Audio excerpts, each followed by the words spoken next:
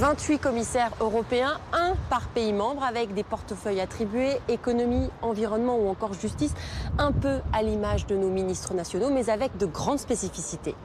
D'abord, ces commissaires nommés pour 5 ans sont à l'initiative des propositions de loi. Toutes les propositions de loi européennes, toutes, sortent de la Commission. Nous avons ce qu'on appelle le monopole d'initiative. À leur charge ensuite d'appliquer ces lois une fois validées par le Parlement, comme les 3% de déficit autorisés pour les États membres ou encore la fin du secret bancaire en Europe. Il ne pourrait plus y avoir d'affaire Cahuzac aujourd'hui.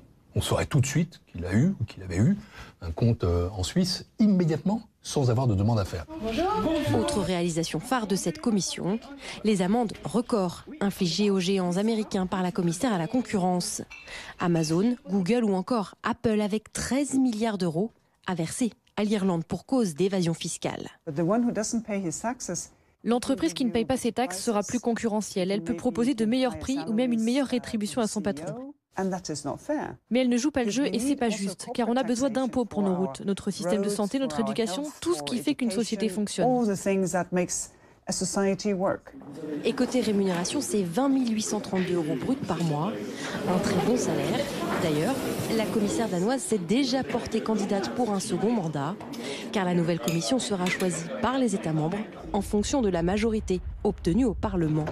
Ce collège de commissaires court jusqu'au 31 octobre. Ensuite, il faudra redistribuer 27 portefeuilles si le Royaume-Uni a bien quitté l'Union européenne à cette date.